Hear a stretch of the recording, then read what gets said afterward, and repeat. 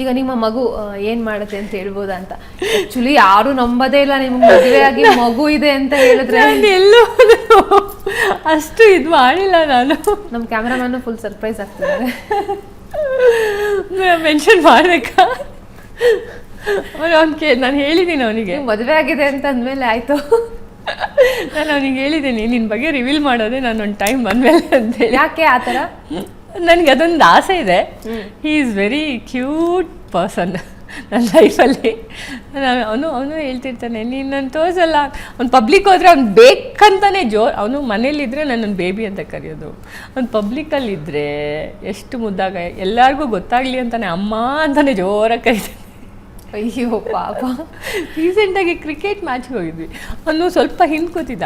ಅಮ್ಮ ಅಮ್ಮ ನನ್ನ ಹಸ್ಬೆಂಡು ಅವ್ರನ್ನ ಕರಿತಾನೆ ಇಲ್ಲ ಅವನು, ಜಸ್ಟ್ ಬಿಕಾಸ್ ಜನಕ್ಕೆ ಗೊತ್ತಾಗಲಿ ಅವಳಿಗೆ ಮಗ ಇದ್ದಾನೆ ಅಂತ ಹೇಳ್ಬಿಟ್ಟು ಅಂತ. ಅಮ್ಮ ಒಂಚೂರು ನೀರು ಕೊಡೆ, ಅಮ್ಮ ಅದು ತಿನ್ನೋ ಕೊಡೆ. ಆಮೇಲೆ ಮತ್ತೊಂದು ಸರಿ ಅಮ್ಮ ಏನು ಲವ್ ಯು ಆಯಿತಾ. ಅಯ್ಯೋ ಪಾಪ.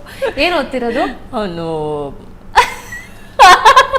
ಅಯ್ಯೋ ಗೊತ್ತಾಗ್ಬಿಡ್ತು ನಿಮಗೆ. ನನ್ನ ದಡ್ಡಿ ಗೊತ್ತು ನನಗೆ, ಆದರೆ ಇಷ್ಟು ದಡ್ಡಿ ಅಲ್ಲ. ಆಲ್ರೆಡಿ ಎಲ್ಲ ಬಿಡಿಸ್ಬಿಡಿ ಬಾಯ್ ನೀವು. ನನಗೆ ಈಗ ರಿಯಲೈಸ್ ಆಗ್ತಿದೆ ಸಮಥಿಂಗ್ ಇಸ್ ರಾಂಗ್ ಅಂತ. ನಂಗೆ ಮೆಸೇಜ್ ಕೂಡ ಒಂದ್ಸಲ ನಾವಾಗಲೇ ಕಳೆದಾಗ ನಾನು ಹಿಂಗೆ ಹೋಗ್ತಾ ಇದ್ದೀನಿ ಅಂತ. ಏನಕ್ಕೆ ಏನು ಹೇಳ್ತೀಯ ನೀನು ಅಂತೇಳಿ ಬಂದಿರುತ್ತೆ ನನಗೆ ಗೊತ್ತು.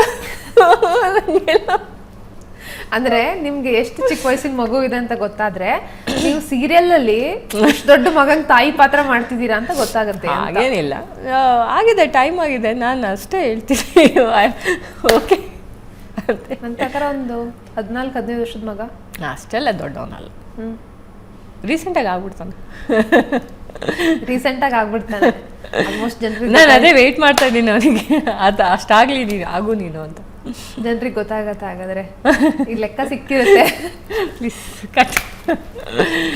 ಅದೇನು ಮ್ಯಾಟ್ರ್ ಆಗಲ್ಲ. ಸೊ ಪರ್ಸ್ನಲ್ ಆಗಿ ಸುಮ್ಮನೆ ಒಂದು ಪರ್ಸ್ನಲ್ ಥಿಂಗ್ಸ್ ಚೆಂದ ಇರುತ್ತಲ್ಲ ಹಂಗಿರಲಿ ಅಂತ ಅಷ್ಟೇ.